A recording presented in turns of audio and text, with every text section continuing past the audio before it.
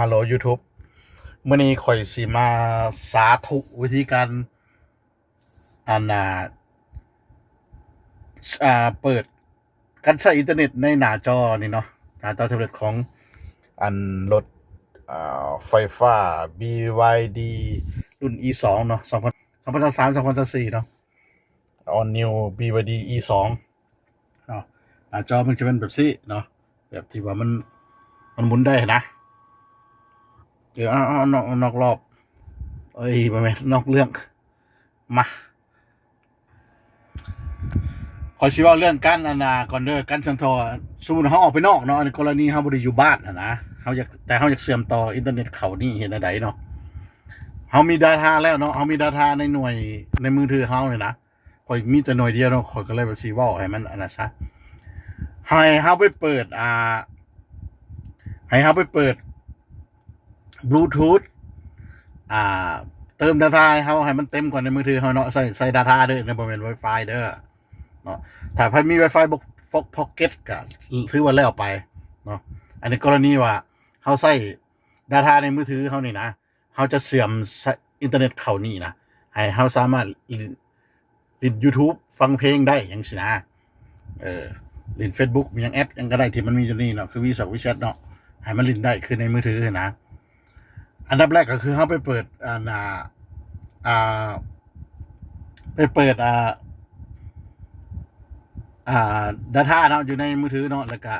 บลูทูธแล้วก็เปิดฮอตสปอตของเฮาเรียบร้อยเบิดทุกอันทุกแนวเนาะโอเคเดี๋ยวข้อยสิไปเปิดเด้อ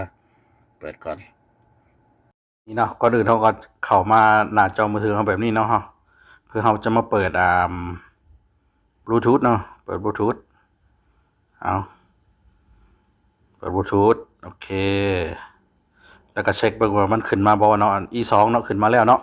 E2 รถไฟฟ้าเฮานะ E2 มันขึ้นมาเนาะแล้วหลังจากนั้นจะมาเปิดdata ของเฮาเนาะ data เฮาต้องมั่นใจว่าให้มันมีdata ก็เติมมาให้มันเต็มเนาะต่อมาเฮามาเปิดhotspot มือถือเฮาเนาะบัดนี้เนาะ hotspot อยากให้เขามาเปิดบนตั้งค่านะเพราะมันจะมีบน2อันให้เปิดเนาะถ้าเปิดแต่บนเดียว hotspot มันจะมีปัญหาเวลาเราเชื่อมกับจอเนาะนี่มันใช้ให้เปิดบนนี้เนาะ hotspot แล้วก็บนอันที่มันเชื่อมโยงอินเทอร์เน็ตเนาะต้องได้เปิด2อันนี่เนาะในมือถือเนาะถ้าเปิดอันใดหนึ่งมันจะมีปัญหาเวลาเรามาเชื่อมโอเคเนาะหลังจากที่เฮาเปิดทุกอย่างในมือถือเฮาเลยเนาะทั้งบลูทูธdata เนาะอินเทอร์เน็ต data แล้วก็hotspot ในมือถือเฮาเลยเนาะ hotspot อยากให้ไปเปิดบนอันนั้นเด้อพวกเจ้าบ่ตั้งค่าเด้อเพราะว่าเฮาเปิดแต่ hotspot อย่างเดียวมันจะบ่เพียงพอเนาะมันจะมีปัญหาเชื่อมต่อกับตัวนี้เฮาต้องได้เข้าไปบนตั้งค่าบน hotspot แล้วก็มันจะมีอีกให้เฮาไปติ๊กเปิดอีกตัวนึงว่าการเชื่อมโยงกับอินเทอร์เน็ตเนาะมันจึงเชื่อมกับตัวนี้ได้บ่ซั่นแล้วมันมีปัญหาบัดนี้เฮากลับมาบนหน้าจอเฮาเนาะที่เชื่อมได้นี่เฮามากดบนเป็นรูปรถนี่เนาะเข้ามาเนาะถ้าซิมได้รถที่มันมากับมันนะมันบ่มีปัญหานะมันจะขึ้นมีตัวเลือกให้เฮาไปซื้อรถซื้อว่าใช้ได้เนาะถ้ามันบ่มีอันนั้นเซลลูล่า data ไวเลส LAN นี่เนี่ยเนาะแล้วก็ฮอตสปอตอย่างนี้นะถือว่ามีปัญหาเนาะโอเคแล้วอย่างนั้นเฮามากดบนบลูทูธนี่เนาะบลูทูธนี่เนาะโอเพ่นนี่เนาะBT on นี่นะให้มันขึ้นว่า BT on เนาะแล้วเฮาจะมาคือของข่อยนี่มันของข่อยเป็น Galaxy A25 5G เนาะกดเข้าไปเลยให้มันเชื่อมต่อเนาะกรณีเนาะCon Audio เฮาเปิดได้แล้วเนาะ Media Audio เปิดแล้วยังแต่ BT Network Sharing นี่เนาะเฮามากดเปิดเนาะเฮาก็มากดแล้วก็รอถ่ายมัน connect เนาะรอถ่ายมัน connect มันเขียนว่า connected ถือว่า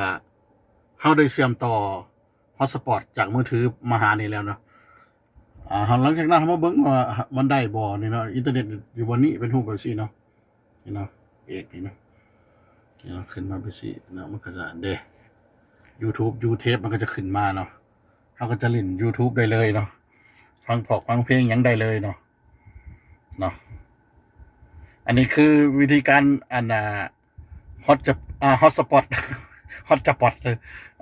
จากกันมือถือเฮาเนาะอันนี้เฮาใส่ data เวลาเฮาออกไปนอกเฮาก็บ่ต้องห่วงอันนี้อันว่าเฮาสิบ่มีเน็ตเนาะถ้าเฮามีเน็ตเฮาเล่นอยู่บ้านเนาะหรือเฮามี Pocket Wi-Fi เนาะเฮาจะต่อแบบนี้เนาะอันนี้แบบนี้เนาะแบบที่สองเนาะก็กรณี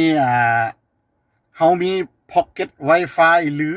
มี Wi-Fi อยู่บ้านเฮาอยากเล่นอยู่บ้านเนาะนี่เนาะรถจอดอยู่บ้านความหมายซะไปเนาะหรือเฮามี Pocket Wi-Fi ติดรถเฮาเข้ามาหน้านี้เนาะบนรถคือเก่าหั่นแหละแล้วเข้ามาเฮากดบน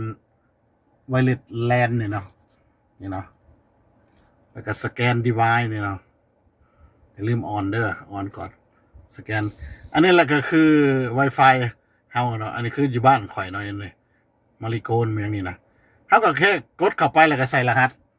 มันก็เชื่อมต่อกับ Wi-Fi อยู่บ้านหรือ Pocket Wi-Fi ของเฮาได้เลยแล้วเฮาก็สามารถเล่นอินเทอร์เน็ตบนหน้าจอนี่ได้เลยบ่จะเป็น YouTube Facebook หรือแพลตฟอร์มต่างๆได้เลยเนาะโอเคสำหรับคลิปนี้ก็คือสิมีเท่านี้เนาะ